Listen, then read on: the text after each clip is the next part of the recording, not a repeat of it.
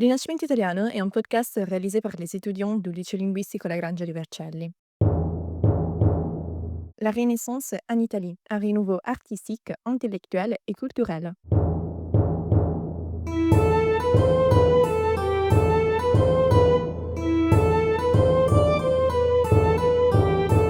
Bonjour, pendant ce premier épisode, nous parlerons de la Renaissance italienne, du contexte historique et culturel dans lequel elle s'est développée, de ses spécificités et de son importance dans l'histoire de l'art occidental. La Renaissance italienne et des autres pays de l'Europe laisse un héritage profond dans l'histoire de l'art et de la culture. Elle redéfinit la place de l'homme dans le monde, en le plaçant au centre de la création artistique et intellectuelle. Les innovations de cette période, qu'il s'agisse de la perspective, de l'anatomie ou de la science, continuent d'influencer les générations futures. Cette époque est celle où les arts renaissent et atteignent une perfection divine, grâce au don de la nature et à l'ingéniosité humaine. Ainsi écrivait Giorgio Vasari en 1550, dans son œuvre Le vite dei precedenti pittori, scultori ed architetti. La Renaissance a été une expérience complexe, qui naît en Italie au XVe siècle avec la diffusion de l'humanisme, aboutira au maniérisme de 1520, année de la mort de Raffaello Sanzio. À cette époque, en effet, plusieurs événements historiques et politiques, comme la réforme de Martin Luther et les sacs de Rome, les pillages perpétrés pendant 9 mois par les troupes de l'armée de Charles Quint dans la ville, entraînant un climat culturel et artistique nouveau, appelé précisément maniérisme.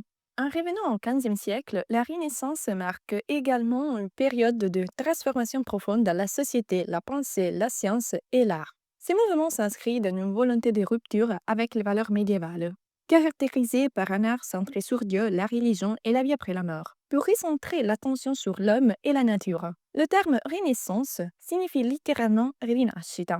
Pour Giorgio Vasari, une naissance après le Moyen Âge et l'art gothique, un véritable renouveau, une revalorisation de l'héritage classique et une réaffirmation des capacités humaines dans tous les domaines de la connaissance, de l'art et de la science.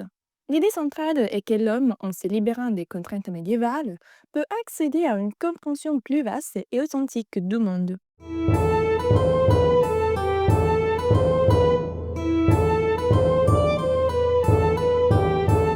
Les rôles de l'humanisme. Au cœur de la Renaissance se trouve l'humanisme, une expérience culturelle qui place l'homme au centre du monde. Ce courant, né avec des figures comme Pétrarque et Boccace, valorise l'étude des textes grecs et latins, la raison et la dignité humaine. Contrairement à l'idée du Moyen Âge obscur, la Renaissance reconnaît l'héritage médiéval, mais cherche à le dépasser en intégrant des savoirs nouveaux. Les humanistes introduisent une réforme de l'éducation basée sur les studia humanitatis, grammaire, rhétorique, histoire, poésie et philosophie morale. L'objectif est de former des citoyens éclairés capables de contribuer à la société. Dans un panorama politique où l'expérience de l'âge de commune avait donné une nouvelle conscience et un rôle central à la bourgeoisie, cette approche influence profondément la production artistique qui célèbre la beauté des corps humains, la complexité de l'âme et l'intelligence, et mettant l'accent sur le monde réel. L'art de la Renaissance s'attache à représenter la réalité telle qu'elle est perçue, à travers des détails précis, une observation attentive de la nature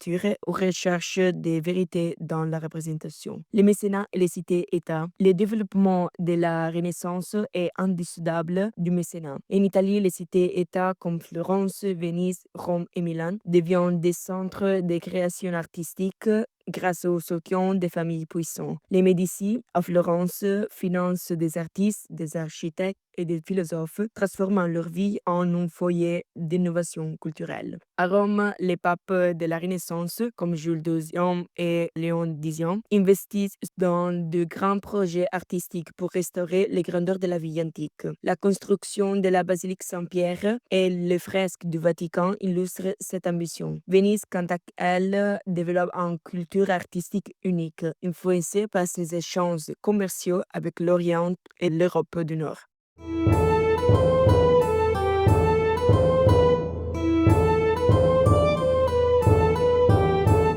La Renaissance est également une époque de grandes avancées scientifiques et techniques. L'invention de l'imprimerie par Gutenberg en 1455 révolutionne la diffusion du savoir.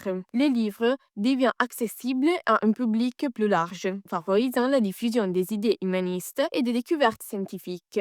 En astronomie, Nicolas Copernic remet en question le modèle géocentrique de l'univers, ouvrant la voie à une nouvelle compréhension du cosmos. En anatomie, des figures comme André Vézal publient des études détaillées du corps humain basées sur des dissections. Ces progrès influencent directement les artistes qui adoptent une approche scientifique dans leur observation de la nature et de l'anatomie. L'une des grandes innovations de la Renaissance est l'introduction de la perspective linéaire développée par Filippo Brunelleschi. Cette technique permet de représenter les espaces de manière réaliste, d'une profondeur tridimensionnelle aux œuvres. La perspective symbolise également une nouvelle vision du monde, où l'homme devient le centre de la composition artistique. Elle influence aussi la cartographie, avec l'élaboration de cartes géographiques plus précises et fondées sur des principes mathématiques. Ces cartes, comme celle de Mercator, traduisent une volonté de maîtriser et comprendre la géographie du monde et représentant les distances et les proportions de manière réaliste. L'architecture reflète cette recherche d'harmonie et de proportions. Il s'agit d'une architecture à la mesure de l'homme et mesurable par l'homme, qui s'exprime à travers non plus des merveilleuses et vertigineuses cathédrales gothiques, mais des églises simples réalisées sur le modèle classique. Inspirés par Vitruve, les architectes de la Renaissance comme Alberti et Bramante construisent des édifices fondés sur des principes mathématiques et géométriques. La coupole de la cathédrale de Florence, Santa Maria del Fiore, réalisée par Brunelleschi, incarne cette quête de perfection technique et esthétique.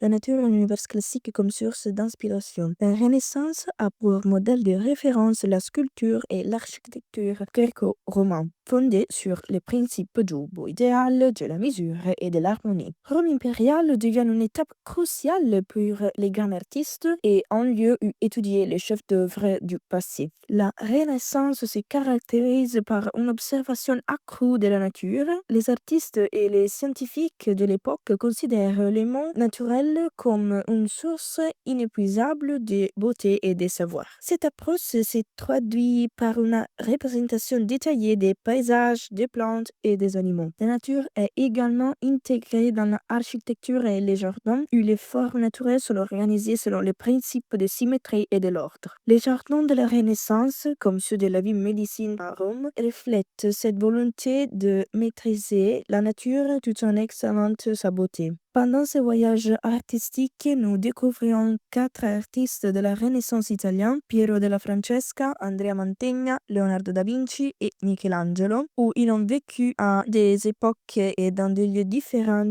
et qui ont apporté un témoignage original à l'histoire de l'art.